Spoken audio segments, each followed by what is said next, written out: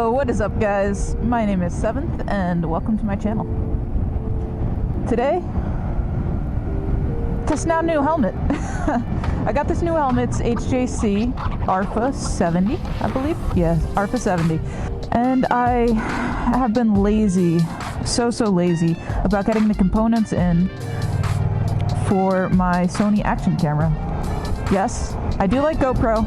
Actually, I prefer Sony over GoPro at the moment.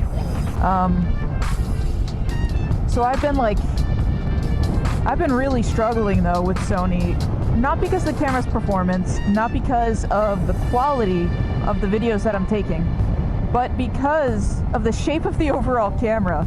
Sony, you done dropped the ball. They made this amazing product, but they made it in a very awkward shape. It goes against standard shape of every other action camera on the market, pretty much. Now, was that a deal breaker for me? No. The Sony was great. Actually, on my previous helmet, I believe it was the Scorpion helmet, the one with the peak. I had my camera attached to my peak, and I can show you guys that setup really quick. Here's the setup for the peak helmet that I had. Now, this helmet doesn't have a peak. I didn't want a peak on this new helmet, mainly because I do a lot of highway riding. I kind of cruise at like the 70-80 range, so it didn't make a whole lot of sense for me to have a peak. Also, with that helmet, again, it's a very good helmet. It wasn't my size. I always thought I was a medium, like the lower spectrum of the medium. However, it turns out I'm actually a small. So when I was riding, my helmet would like come up into my face all the time, kind of obscure my view, push my face to either side, way more than a helmet should. It was actually detrimental for me to ride in either high winds or at highway speeds with this helmet on because it was sliding all over my head. It was just shy of being perfect. This helmet though, this helmet is so oh my gosh. This helmet is so comfortable. This helmet is actually my size. And I hope that this camera setup really works because, well, one, I already stuck the thing on and they're really difficult to get off. I really don't want to have to get another camera. I absolutely love the Sony action camera, the FDR3000X. It's an amazing product. And the only gripe that I have with it is really just the shape. That's it, just the shape. The shape could be better. Sony, please, what are you doing? It's one of the only action cameras on the market where you don't need an adapter to put your microphone in. It's so convenient. The only inconvenient thing about this camera is the shape. Anywho, I'm gonna get on to work. You guys have a wonderful day, and I'll see you later. The next day. Hello, what is up guys? Back. Did my day, did my job. The day is done.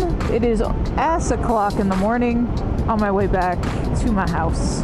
Trying to avoid all these deer. There's a lot of deer out on the road now. A lot of deer in the area.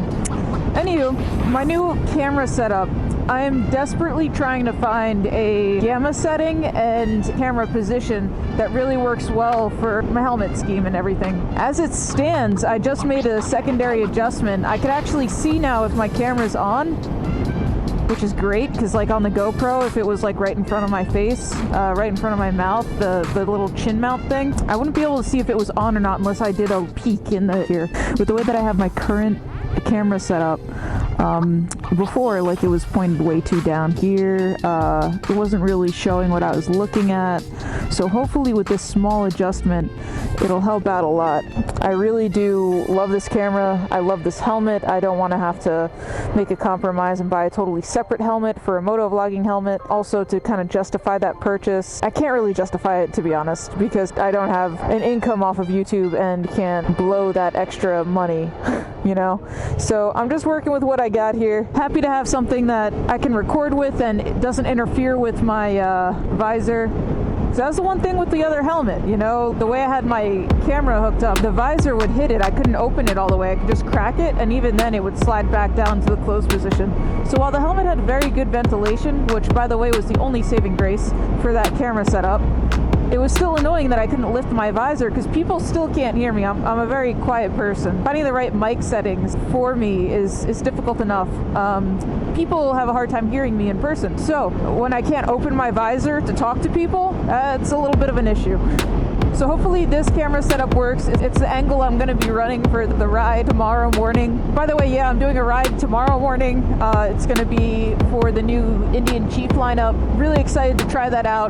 The Indian Chief Dark Horse is the bike I was looking at to replace this one or to get alongside this one as my cruiser. I've been thinking about moving over to cruiser for the longest time. Being able to try out the Indian lineup, fantastic. I'm so pumped, man. I'm absolutely ecstatic. So hopefully this angle really works.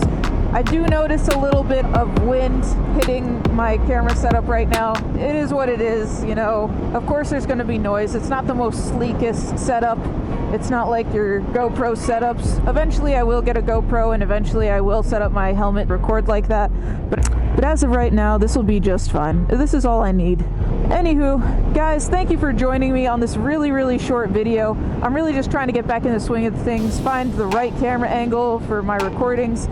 And yeah, I love your faces, and I'll see you on the next one. Later.